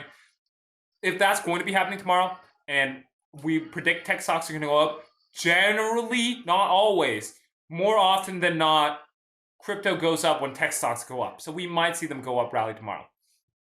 The witching, that's what it was. That's what it was. No one knows what crypto's going to do. They never do. No, we don't. It's very hard. Let's see. Mash 1959, appreciate you. Thank you. Yes, you're welcome, Mash. Just added to your Tesla. Good for you. Good for you, Upriver Studios. Elon's going to carry us to the moon, right? Hopefully. How's Apple $120 per share for a company worth $1 trillion value? Then you have GameStop at $200. James 999. That's something. That's a good thing that you brought up, James. That's a very good thing that you brought up, because you might be like, why? How can GameStop's share be higher than Apple? And no matter what you think about GameStop and how much you want to ride that to the moon, right? No matter what you think about it, there's no way that you think that GameStop is a better company than Apple right now, or a more worthwhile company than Apple. There's a reason, because sometimes the stock price itself doesn't necessarily indicate everything about the value of a company, right? Obviously, higher stock price usually means companies worth more, but compared to different companies in the stock market, some companies have more total shares issued. And so when people are talking about what is the value of a company, people typically talk about what is known as the market capitalization, or the market cap for short. And you can find out what the market cap is. If you go to Yahoo Finance and you type in a certain stock, it will tell you what the market cap is. And if you've ever seen that number, it might say GameStop is currently what, 10 billion, I think, or 15 billion on a $200 per share. What that means is that there's a certain amount of shares that GameStop has out, right? A certain amount of shares that GameStop has out. And let's say, whatever it is. Let's say it's 10 billion. Let's say the market cap is $10 billion and their price per share is $200. I'm completely making these numbers up. But let's say it's $10 billion and price per share is $200. So what? That makes it 1 billion, then take off another zero, 100 million, then take off, then divide. So 50. So let's say there are 50 million shares in GameStop, right? So if there are 50 million shares in GameStop times $200, right, per share, then their entire market capitalization is $10 billion. So that's their entire size of the company. And that's just complete, random numbers that I'm pulling out of my butt here. But I don't actually know how many shares they have outstanding. But Apple, on the other hand, They may have $120 share price, but they, because they're a $1 trillion company, they have like, 10 billion shares as opposed to 50 million shares. They have way, way, way more shares total than a GameStop does. Because technically, remember, when you own a share of a company, technically you're owning, and we forget the word, what the share means, right? It's like, share actually means you're owning a tiny percentage of a company. Technically. Not that you really can do anything about it. You can go to the stockholder shareholder meetings, but your one share is not going to get you any voting rights unless you own like huge percentage points, like 5-10 percentage points. You're not really going to have any influence. Anyway, the point is to say that you technically own a portion of a company. So when you have 1 billion shares, right, then the portion of the company you're owning is way smaller. So every dollar, right, times all the total shares is going to mean that company is worth a whole lot more, even if its share price per individual share is less than GameStop, right? So hopefully that helps, James 999. I will not pour one more penny into Doge. It's just a meme. Just want to be part of the party. Willie Hess. Yeah, I said, if you want to be part of the party, rock on. Do you think the witching is going to hurt tomorrow's crypto, Papa Joe? It may or may not, right? But if I think tech stocks are likely going to pump tomorrow because they had a sell-off today and there's going to be a major volatility, then likely I think crypto is going to be helped by that. Obviously, I don't know. You've been watching for an inverse ETF of buzz. Annie called the doctor. What are the most boring stocks out there? I'm sure there is one. I think there are actually value-oriented or like quote-unquote boring ETFs.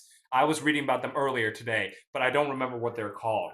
So let's try to continue. I'm going to try to finish these comments here and then get out. Thanks, buddy. Henry Game, you're welcome. I like the death cross better. Annie called the doctor. Yeah, we like that. Cute, thoughts on EFTs, SPY or VOO? Cute. I said it before. It's like VOO. I don't know SPY, but I invest in VOO every single week. It's the S&P 500 Vanguard Index Fund. It's like, it's easy. It's easy to understand. Rubia, thank you for the fire, mi amor. I appreciate you as always. I invest. And Ruby, thank you for the presents. I appreciate you. Is there any difference between the presents and the fires? That's something that I still don't know to this day. I don't know what the difference is. Anyway, for VOO, it's like I encourage people to invest in the S&P. It's like if you don't understand anything about stocks, it's a great starting point. Just invest in the S&P 500 and learn to manage your emotions with it going up and down. And that's the best way that you can learn, have a basic understanding of stocks. So obviously, you're not going to have as much returns as if you're investing in an individual stock, but it's also safer, right? And that's where you want to start. We want to start somewhere safe and branch out from there and take a little more risk one at a time, one at a time, more risk. Apple has split multiple times. User 855. Yes, absolutely. Apple split up many times. And that's why they're shared in order so that more people could buy into Apple, right? Because if they hadn't split all these times, then at one price of Apple share would be like, $10,000. So that's why they split several times so that they can keep their price lower per share, but they have more overall outstanding shares. Absolutely. Hodge just passed its audit with 93%. That's higher than Tether. Mermaid Kisses 369. Mermaid Kisses, you're going to convert me to a Hodge stan. I might throw $100 into Hodge over the weekend. We'll see. We'll see what happens. I'm going to look at Hodge coin. Maybe I'll throw $100 in there and join the party for Hodgers too.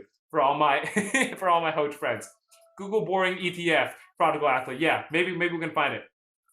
Why did Rocket Mortgage go down today? User 556. Let's talk about. We'll get there really quickly. Thank you, World Peace. I thank you. Let's make that try to be my last question, user 556. Why did Rocket go down today? Rocket went down today because of the same reason all the other tech stocks went down today, but for a slightly different reason. Oh, sup, Shah NN. Nice to see you, my friend. Rocket Mortgage went down today because the 10-year treasury yield went up. It's the same reason I've been talking about all these other tech stocks, but not necessarily for the exact same reason of having a higher sustained valuation as a tech company. Yes, Rocket Mortgage is a tech company, but at the end of the day, it makes mortgages. And if you guys know anything about mortgages, as the 10-year treasury yield tends to rise, mortgage rates also tend to rise. So mortgage rates have been going up higher and higher and higher. And how mortgage companies make their money, you may think, hey, actually, if the mortgage interest rates are higher, then mortgage companies are going to make more money. That might be something that you think because you're like, aren't they going to be happy if the interest rates go higher, they're going to be paid more on their loan. No, they actually don't give a crap. Mortgage companies want their interest rates to be as low as possible, right? And how they set their interest rates on the mortgage loans is they take out 10-year treasuries, right? Or they take out a certain, for depending on how long the loan is, they take out a treasury yield. And then and sometimes they're looking at the 30-year treasury, obviously for a 30-year mortgage, right? So they take out a treasury because that's quote unquote safe money. And then they tack on, a percent, 2 or 3 percentage points on that. So when, the treasury was very low, they tack on a certain amount of percentage points on the yield of the treasury because they know I can buy this treasury yield that's very safe and I can arbitrage and make up the difference in this interest rate here. So that's what they're trying to do. So the higher the interest rate is doesn't really necessarily help mortgage companies. Mortgage companies make money when they issue more mortgages. They make money off of your fees. They make money off of your fees. And every time you may have seen something called an origination fee or a lender fee of like 1% and 2% on your loan, right? And that's rolled into the loan, right? That becomes part of the loan that you have to pay that back. But they're making their money on that origination fee. So the more mortgages they originate, the more money they make. And if interest rates because on the mortgages are higher because of the 10-year treasury yield, because the treasury yields are higher, then okay, what's going to happen? If the treasury yields are higher, then less people and interest rates are higher, less people are going to take out mortgages. Less people are going to take out refinances. Refinances especially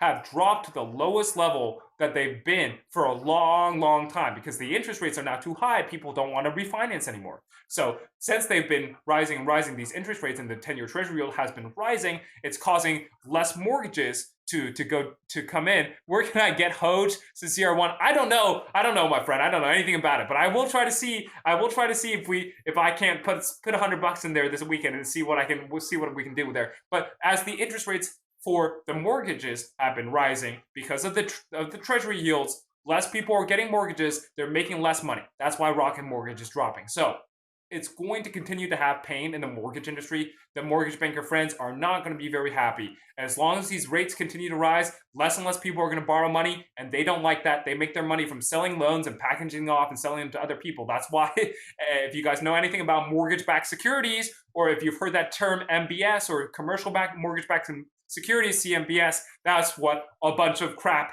products in there that was happening. That's what caused the 2008 financial crash, right? That's what happened. It's all these mortgage-backed securities because mortgage companies no longer own the mortgages that they create.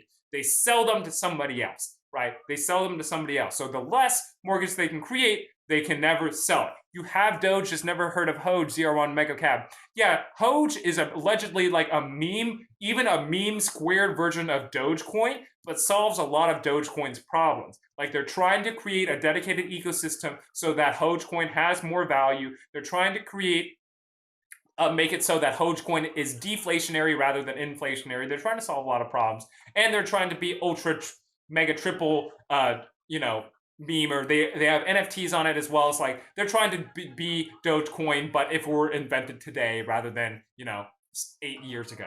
Anyway, hopefully that helps you guys. Someone says get the Hoj when it's the dip about to shoot off the planet.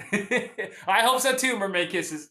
I hope so too. You're the best. When's my next live, Henry game? Okay, Henry, perfect transition. I appreciate you. Perfect transition. My next live is going to be Monday. So I'm not going to be here tomorrow. I'm here Monday through Thursday between 9 to 11 Central Time. And I've run a little over time today. But between 9 to 11 Central Time, I'm here live on TikTok. And if you cannot catch me live, I upload my videos to my YouTube channel if my video files don't corrupt or I don't accidentally forget to record the audio like happened yesterday. So if you missed a day and you weren't able to catch up and you just want to put it on the background and hear me ramble on about different money stocks and like can kind of trickle into your brain, you can catch those on YouTube if you don't have time to watch me live. So the link is in my profile at Gen Z Rebuilds on YouTube, the same link. So, but the next time I'm going to be live is going to be Monday. So I will see you all on Monday because it is a perfect time to be logging off. Upriver Studio says, thank you for being kind. I take notes and do research after every class. Thank you. Andy Called the Doctor says, thank you, Andy. We appreciate you. Catch you then, Caltex Tech. I appreciate you. ZR1 Megacab, thank you for the help. Thank you, my friend. I hope you guys have enjoyed the stream today. I will miss you guys over the weekend. Be safe. I hope the witching hour goes well for everyone. Have a nice weekend, Henry Game. You too, my friend. Thank you.